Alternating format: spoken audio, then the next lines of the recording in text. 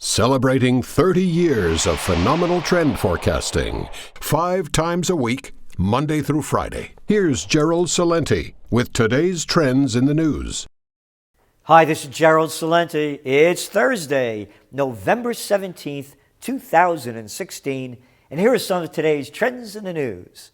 Well, on the market front, everything's up a little bit, almost, and everything's down a little bit, almost. So, here's the deal. Over in Asia, everything's up except Hang Seng, just hanging a little lower. Europe up, US up, oil down, and gold down. So what's going on? Well, Janet Yellen came out today, and those odds for a rate hike in December keep moving up higher. That's right. She said a rate hike, quote, could be appropriately relatively soon. Appropriate relatively soon. Who speaks like that? Appropriate relatively soon. Fed shares, you know why? Because all they speak is... Come on now, that ain't even bullshit. That's horse shit.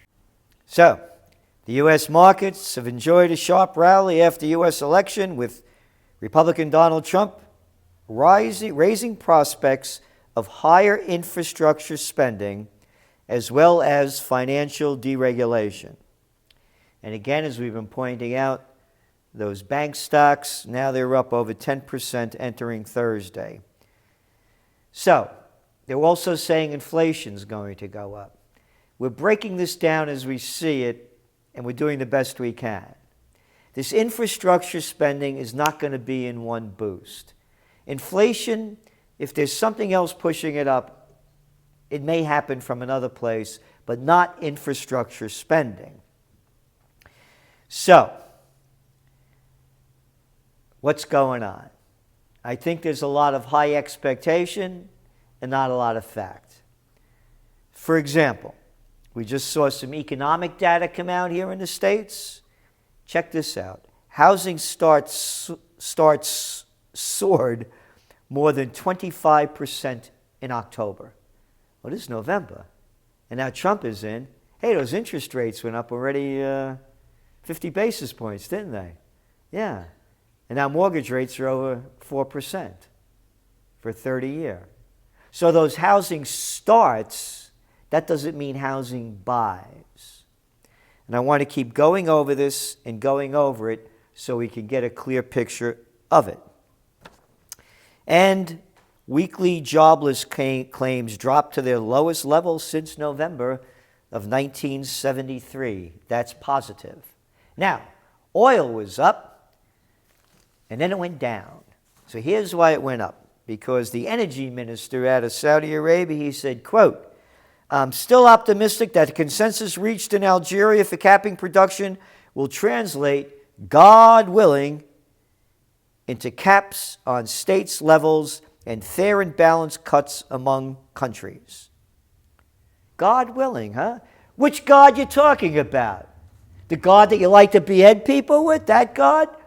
The Sunni Shia God war you got going on since the 7th century? And it's no different in the West. Welcome to the 10th Crusade. Are those the gods that you're talking about? Hey, you're using God's name in vain from where I come from, because God doesn't give a goddamn about your oil prices, capisce? Hey, you don't understand that. Maybe you got that, eh, King? King Sheik. I'm the Sheik of Araby. Sheik. A bunch of crap. Anyway, what else we have here?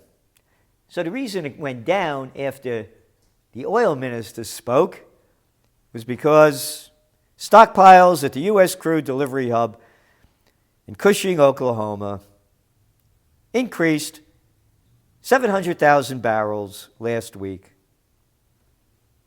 So there you go. Yesterday I read it went up on the energy information build was 5.3 million barrels. So it's an oversupply issue. But maybe God will come down and straighten it all out. You know, how many people did you kill in Yemen? God. Using God. Anyway, I want to keep this going so we understand where the economy is going from the reports that we're getting. And by the way, the Wall Street Journal is a shadow of what it used to be. Less and less information. It's really very, very sad what's happened to it. So story, stimulus hopes boost dollar to 13-year high. Now remember, the dollar's at a 13-year high. The yuan, the Chinese currency, is at an 8-year low. And other currencies going down as well. But why and what will it mean? And that's what we're trying to do the best we can in putting this picture into perspective and getting away from the hype and the hope. The dollar touched a 13-year high Wednesday, powered by rising U.S. bond yields and expectations of ramped-up fiscal stimulus under the incoming presidential administration. Rising government bond yields in the U.S. have driven up the dollar against currencies such as the euro, yuan, and others. Federal funds futures used to bet on central bank policy on Wednesday showed that investors assigned a 90.6 likelihood that the Federal Reserve will raise interest rates in December. So now let's put this together. The bump in U.S. yields, which started Wednesday, also has sucked money, that's last Wednesday, out of emerging markets. Sucked money out of emerging markets. As investors shift out of comparatively risky currencies of developing countries into treasuries, emerging market currencies have also been hurt by fears that the protectionist policies supported by Mr. Trump could hurt the economies of countries that export heavily to the U.S. So remember, this is bigger than China's yuan declining. It's across the board in emerging countries. Now, the sectors set to gain and those brace for pain as Trump triggers dollar surge. Big story, Financial Times. Investors have jumped into equities, boosting financials and healthcare stocks that stand to benefit if the new administration keeps campaign promises to loosen regulations. Okay, so the markets are going up because of stimulus and loosening regulations. A strong dollar can create negative feedback loop for the U.S. because if companies find dollar strength makes their exports more expensive, their revenues fall, putting them under more pressure. So let's get this straight. When the dollar goes up, according to this, when you're trying to sell U.S. products, they become too expensive. Oil prices are also under pressure because countries buy oil in dollar terms. If their currencies are weaker, they buy less.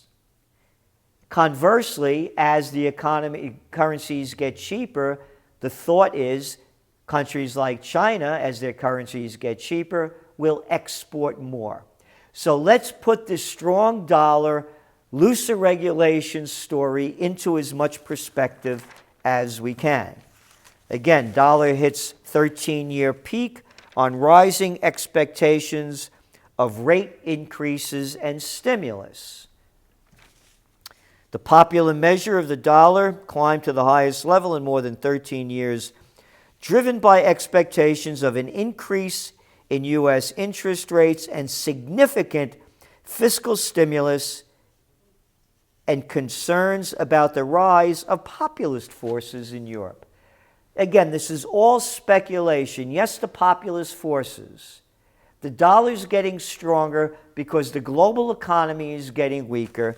You look at the numbers that just came out of Europe, their GDP increased for the first up till now of the year 1.4%. The stimulus is not as much as they're saying. And the protectionist made in USA could only go so far.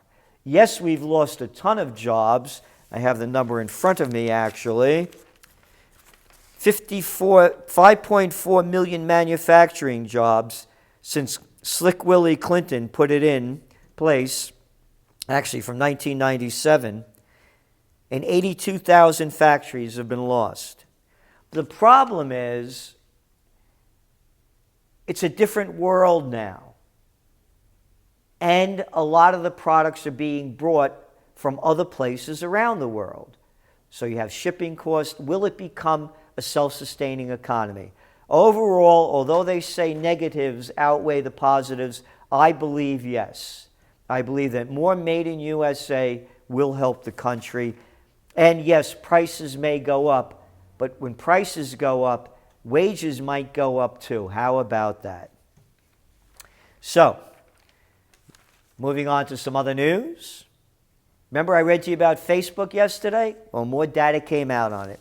Facebook admits some of its ad-rich metrics were out by as much as 55%. 55%. There is no way that anybody knows the efficacy of these ads. None at all. The whole thing to me is a scam.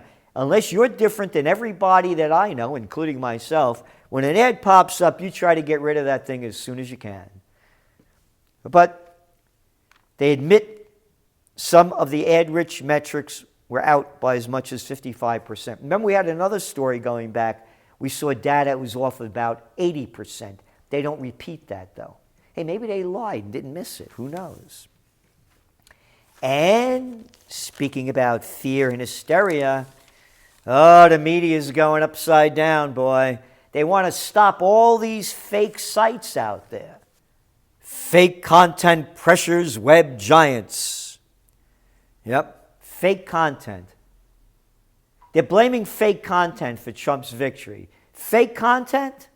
Hey, how about the fake content that lied us into the Iraq war? You know, the weapons of mass destruction and ties to Al-Qaeda and all that yellow cake in aluminum tubes that Saddam Hussein was cooking up to make a nuclear weapon. How about that fake news put out by the prostitutes, the slimy little toilet paper of record? Take it and use it, and you know what you can do with it. New York Times. How about the Gulf of Tonkin incident that never happened? One lie after another from you folks, and you're BSing about fake content? You disgusting little people. Israeli settlers' bill advances. Israeli parliament gave preliminary approval to a bill that will legalize settlements on Palestinian land in the West Bank. Israeli-occupied territory. Isn't that a nice term? Israeli-occupied territory. Hey, the United States occupies Iraq and Afghanistan. Why can't they occupy? Well, there's no such thing as Palestine. I forgot. That's what Golda Meir said. They just made that name up. And of course, now listen to the way they write it. An Israeli-occupied territory in violation of current Israeli law, and some say in breach of international law. Not some say. Only little low-life pieces of crap like Rory Jones of the Wall Street Journal would write, Warning, warning, bullshit alert. it's against international law. You're stealing other people's land. But, hey, don't say anything bad about it, because then you'd be called anti-Semite. Yeah, just like calling a piece of crap like Eric Holder and little Colin Powell, because they're black, calling me a racist. Yeah. Crap comes in all races, creeds, and colors, and genders. Oh, and speaking about genders, yep, Hillary Clinton, she's out there. Yes, an emotional Clinton tells supporters to believe, fight for our values, and never give up. Our values. Clinton's GMOs, you like them values? Hey, add those up. Deregulation of communications industry, stealing all our dough and giving it to the banks with the deregulation of the Glass-Steagall Act. Is that? Oh, I know the values, the murderous wars that you and your low-life, Slick Willie husband love to wage. Those values, how can I forget that? And then speaking of little people with little minds and no morality that like to shoot their mouth off and play the higher game, that little magazine, The Nation of Nothing. This is their cover. Mourn, resist, organize, onwards. They were big Hillary Clinton supporters. Today, we recommit to mobilize against hatred, bigotry, misogyny, and economic pain. Hey, you little creeps. How come you're not organizing against war that the Clintons love so much? I'll tell you why. Because you're just like the rest of those little liberals, little cowardly people who take every cheap shot they can and then send our nation to war, and you're silent. Not a peep. This is Gerald Celente, and that's some of today's trends in the news.